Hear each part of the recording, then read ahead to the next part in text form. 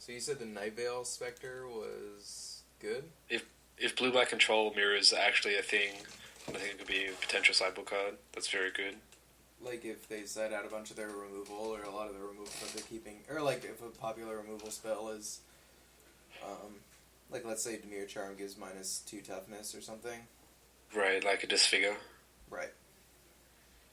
And just being able to cast their Jaces or whatever sounds pretty insane. Can't ultimate price it, yeah. Yeah. Yeah, I mean obviously the card advantage is pretty sweet. With the playing cards from Exile, can you play a land? I forget that ruling. Yes, you can play a land. From Exile? If it says you may cast cards exiled, then you couldn't. Okay. But considering it says play, you can play lands if you haven't played your land drop. Okay. Yeah, I mean, I guess that card's okay. I think, yeah, if sideboard Demir matches become a thing, but... Just like, what was it, Worlds in like 2010 or something like that? How everyone was playing blue-black control? Like the Grave Titan decks with Jace the Mind Sculptor? Yeah, you can't really... I mean, there is... People were playing Praetor's Grasp. Yeah, I do remember that. This is like a recursive Praetor's Grasp to me. Yeah, I mean, it's not a bad card. You're right, that, like, in a control mirror, it's pretty nice. Like, being able to get the... I mean, it's like a Hypnotic Spectre. It hits, and then it gets card advantage. It's... Sure. It's different. It's weird. Like Chromatic Lantern 5-color decks. Cast anything in the format? Yeah, or just, like, hit a land and be like, oh, I have a lot of those already. Yeah. Because I'm playing Farseek and Chromatic Lantern. I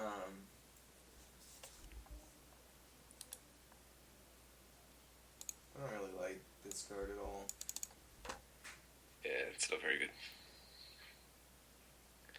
I feel like a comic would have been done if the equip cost was like 1 or 0. I feel like if it were 0, it would have been broken. It's probably correct. Don't you think? Like... Yeah. Like, as soon as I saw it, I started brewing with it, like Galvanic Alchemist, like the Soulbound creature and stuff like that. Yeah. And, like, if there's Cunning Spark Mage or something, you could do infinite damage, but there isn't. Or, yeah. I was thinking attach him to that Alchemist dude that sacrifices himself, and then you draw 2 cards, yeah! Yeah! Then you invested 5 mana to divinate, that's awesome. Oh, and 2 cards.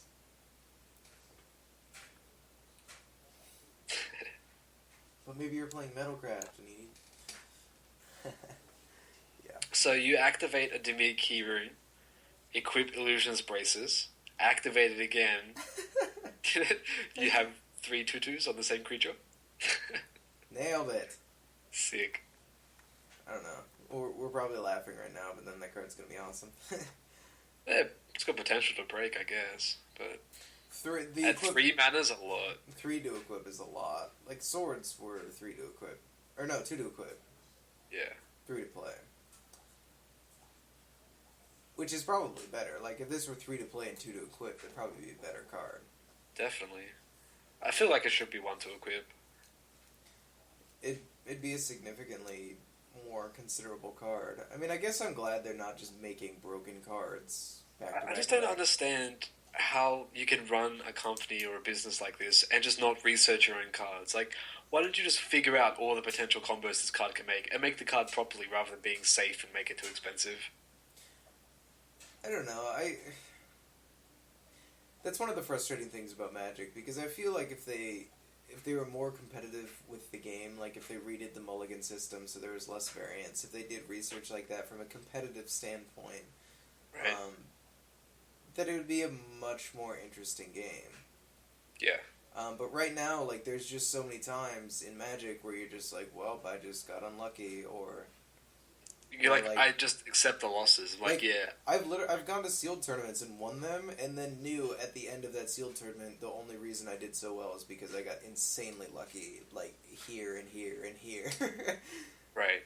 Or like my pool was just insane, and then you have other times where you're like, my pool was shitty, but I played it really well and it was fun, and and those are like the most you feel the most accomplishment in those wins, but this just happened not often enough. Right, I'm showing you this picture. This is a sealed pool that I had the other day, and I want you to try and guess my record. Give it a second to load up here. Okay. Find a Pro 2. Oh man, you and I gotta. Will you help me test for Modern? Sure. Probably not today though. No, definitely not today. But I just mean for the PTQ in February. Yeah, I'm interested in testing for Modern as well, for my own PTQs. Yeah, I figured I would just, work with Rug Delver a little bit. I really like Izzet Charm because it answers Deathbright Shaman. Right. I'm pretty open to playing whatever. Oh, this fucking... Files can contain viruses. We strongly recommend use antivirus software. Oh, God. What?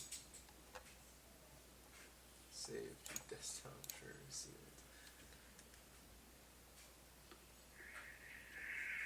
Oh my god. 20 minutes remaining. Yeah.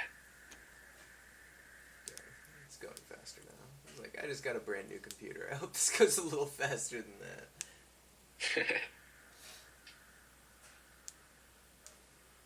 I am surprised it's taking that long to download. I actually think it's Skype.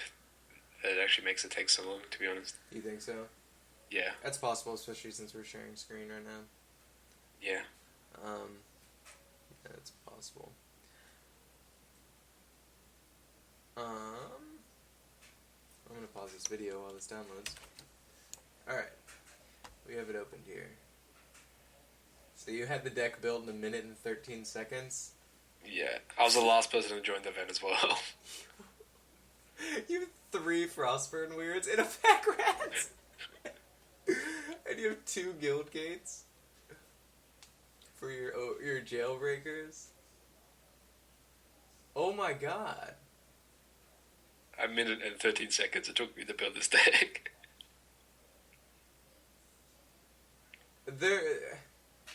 Okay, so the considerations in the deck are Electrickery, not even Tavern Swindler, no way. You know, with the Frostburn Weirds. Your 2 drops are insane. You want to play heavy red here. You're playing 9 mountains, 6 swamp. Chico Gates. Seems a little light on the mountains, don't you think? I don't know, I kind of want to cast the Pack Rat. I guess that's true. Yeah, I mean, I could see, running the... taking out Long Legs and putting in Electrickery. That's fair. I was kind of short on creatures, though. Yeah, but you already had a couple fatties, especially... I mean, Frostburn Weird is even pretty strong, even against bigger creatures, especially... You know what I mean? Right. Well, I'm guessing since this pool is awesome and easy that you did terrible with it. Yeah. I mean, this pool is very, very good, but... It's probably the best sealed pool I've ever opened in Return to Ravnica. That's pretty awesome. If the Golgari Longlegs was a Bloodfray Giant, I'd say it was perfect. Yeah, I mean, you could have had, The Pursuit of Flight's also questionable as well, but I like it with the Frostburn Weirds. The only way you could have made this better is if you're, you had more rares in it. You have Pack Rat and Mizium Mortars, but, I've opened up sealed pools that had, 5 on-color rares. Right, but this just seems ridiculous to me. If that Golgari Longlegs were a bomb rare. But look at my pool. I even have a pretty sick Azorius deck going on. Palisade Giant, Liev Sky Knight, Archon, Skyline Predator, Spirit Skywatch. Syncopate's fine. Void Will. Yeah. Detention Sphere, Azorius Charm. I have 2 decks in this pool. Should share the love. Oh, you do. That's Archon. This is a good pool. It's pretty crazy. Maybe you shouldn't have been so bad at Magic. Yeah, I've never mulliganed more in my life, I swear to God. That's so frustrating.